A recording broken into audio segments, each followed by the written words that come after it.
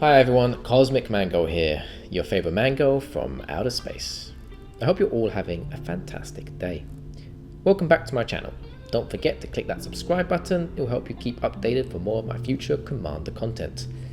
Okay my friends and Magic the Gathering fans, welcome back to my YouTube series where we delve into the world of unique commanders. This is part 5 of Unique Commanders. Feel free to watch the previous episodes and you can find the link to the last ones in my description below. Whether you're a veteran player or new to the table, this is the place where we explore some of the most unusual, unconventional and downright creative commanders in the Commander format of Magic the Gathering. I'm sure there'll be a commander on this list that will spark your interest. Before we start though, I need to quickly let you know about my friends at Paramount Designs. They make fantastic playmats with amazing artwork. Their playmats are made with great care and are incredibly durable. So if you're looking for a top-notch playmat to up your Commander games, then I've got a great discount code for you and it's really easy to claim. Simply click the link that pops up now in the right hand corner of my YouTube video and it will direct you to a landing page which is offering an exclusive offer on Paramount Design playmats for my YouTube viewers. Simply claim the coupon, add your email and away you go. You can even find the link in my YouTube description. I also recently made a Patreon. Feel free to check it out. The link is in my description below. Okie dokie, let's have a look at these unique commanders. Number 1, Omnath, Locus of All. A legendary Phyrexian elemental creature that costs 1 green, 1 red, 1 blue, 1 white and 1 black Phyrexian mana. It has 4 power and 4 toughness and says the following. If you would lose unspent mana, that mana becomes black instead. At the beginning of your pre-combat main phase, look at the top card of your library. You may reveal that card if it has 3 or more coloured mana symbols in its mana cost. If you do, add 3 mana in any combination of its colours and put it into your hand. If you don't, reveal it and put it into your hand. Okay, so right now there are so many great Omnaths out. I tend to lose focus on how many actually are out and about, but judging that this big boy has the maximum number of colours, that being 5, it's safe to say that there's probably another 4 Omnaths out there that exist. In fact, I'm pretty sure there's 5 Omnaths in total right now. So this big bad looking fellow is hyper unique. Having 5 colours and one of them being Phyrexian is pretty awesome. We have access to all the best spells in the game thanks to Omnath's diverse colour identity, which can lead you into building a very large range of unique and different types of decks. No Omnath Locus of All deck will be the same to another, well in my opinion anyway. Think about all the cards that you can squeeze in there since you've got access to all the colours. Pretty cool. His abilities are wonderful and when fine-tuned can be incredibly diverse and powerful. Yep, this is one unique commander, and you can buy this commander for a very affordable price of around 45 cents. Number 2, and I've literally had to cut the recording 3 times because I keep mispronouncing this guy's name. So we have Henry Wu, and this is the bit I always get wrong, InGen Geneticist. Geneticist, I'm hoping I'm saying that right, that word is so hard to say. Anyway, yes, a legendary human scientist creature that costs 1 blue, 1 green and 1 black mana to cast. He has 1 power and 4 toughness and says the following. Henry Wu, I'm going to skip the next bit because it's so hard to pronounce. I must sound like an idiot. Anyway, yeah, Henry Wu and other human creatures you control have exploits. When a creature with exploit enters the battlefield, you may sacrifice a creature. Whenever a creature you control exploits a non-human creature, draw a card. If the exploited creature had power 3 or greater, create a treasure token. Okay, let's start off by pointing out its creature typing. It's human scientist. I love it. That alone is pretty unique in Commander, yeah?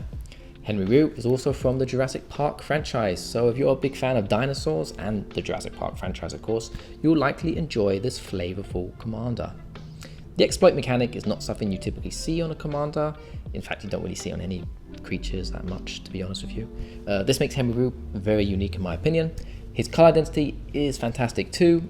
This commander looks like a lot of fun to play, and you can buy this commander for around 75 cents. Number 3, Baba Lysaga Night Witch, a legendary human warlock creature that costs 1 green, 1 black and 1 generic mana to cast. She has 3 power and 3 toughness and says the following. Tap. Sacrifice up to 3 permanents. If there were 3 or more card types among the sacrificed permanents, each opponent loses 3 life and you gain 3 life. And you draw 3 cards. Okay, Baba Lysaga is an absolute blast in Commander, a super janky deck full of delight. She can be used and built around in so many ways. Sacrifice mana decks, card advantage decks, she can do loads of cool things. What makes her unique, however, is how we have to sacrifice 3 or more card types if we want to really utilize her ability to the max. She's a great commander overall, and her relatively low casting cost of 3 total mana is incredibly sweet, and let's not forget, drawing 3 cards is pretty amazing, yeah? Especially if you're sacrificing things which are pretty useless to you anyway. You can buy this commander for around 50 cents. Number 4, Yedora Grave Gardener, a legendary treefolk druid creature that costs 1 green and 4 generic mana to cast. It has 5 power and 5 toughness and says the following. Whenever another non-token creature you control dies, you may return it to the battlefield face down under its owner's control. It's a forest land. It has no other types or abilities. Okay, so it's not often you see a mono-colored green commander that can easily bring creatures back from the dead. Usually to have graveyard recursion, you need black in your deck. That black mana symbol is pretty awesome, I have to admit. But anyway, this one is mono green. So Yedora brings things back, but with a unique twist.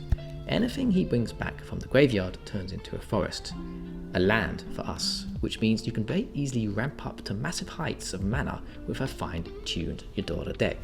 So if you're looking for a commander that benefits from your own creatures dying and you want it to be mono green, then look no further. Yedora is the ramp machine for you. And you can buy this commander for around 35 cents. Number 5, Tatsunari Toad Rider, a legendary human ninja creature that costs 1 black and 2 generic mana to cast. It has 3 power and 3 toughness and says the following.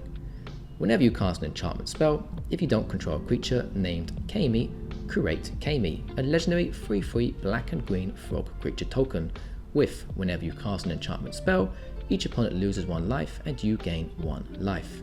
For 1 generic and either 1 green or blue mana, Tatsunari Toad Rider and target frog you control can't be blocked this turn except by creatures with flying or reach.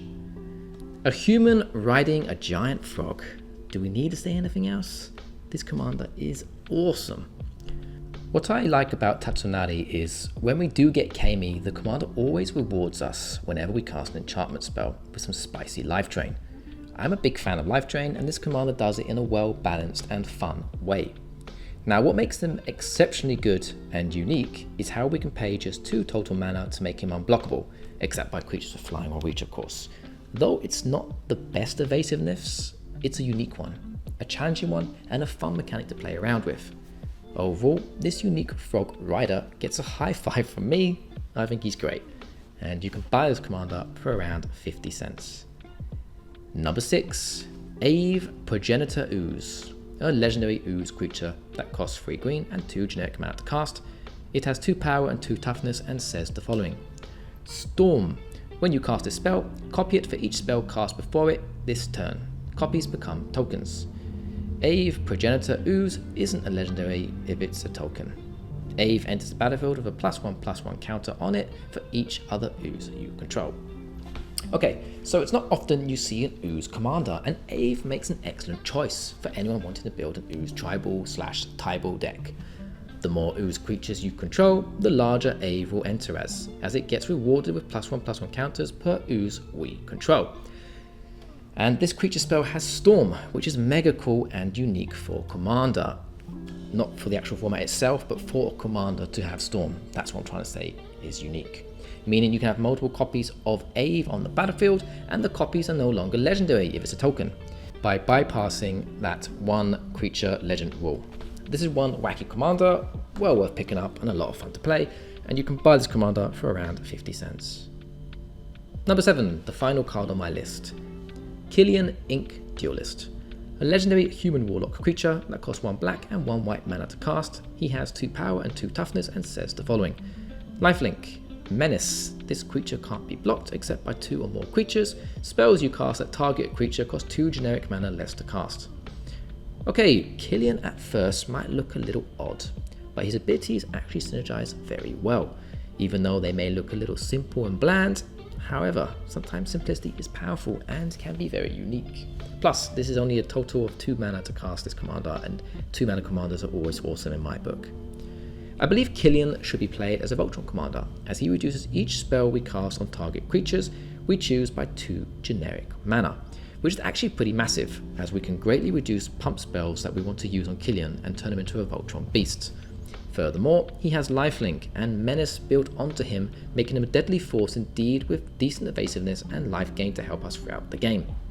You can, however, also build this commander differently. It doesn't have to be Voltron, and you can focus on creating a large army, for example, of creatures, and buff numerous amounts of them up over the game with the reduced 2 mana casting cost thanks to Killian. It's up to you really how you want to play him. That's the whole thing about Commander, yeah? Build decks however you want, and that's why this format's so fun. Overall, Killian is indeed unique and definitely worth picking up, as he has an interesting twist built onto him. And you can buy this commander for around 40 cents. Alrighty, we have arrived at the end of my list. What did you think of the commanders listed in this video? Have you tried any of them before? Is there one here you would like to pick up and play? Let me know in the comment section below. I love reading your comments and always try my best to answer them all. I hope you enjoyed this video. If you did, please check out the 2 videos that should have popped up on the screen by now. Yep, they should be over here somewhere. Please could drop a like, comment and subscribe to the channel, and don't forget to hit that notification bell to keep updated for more of my future Commander content. Remember to check out Paramount Designs, their playmats are truly glorious. Thanks for watching everyone, and as always, take care and goodbye.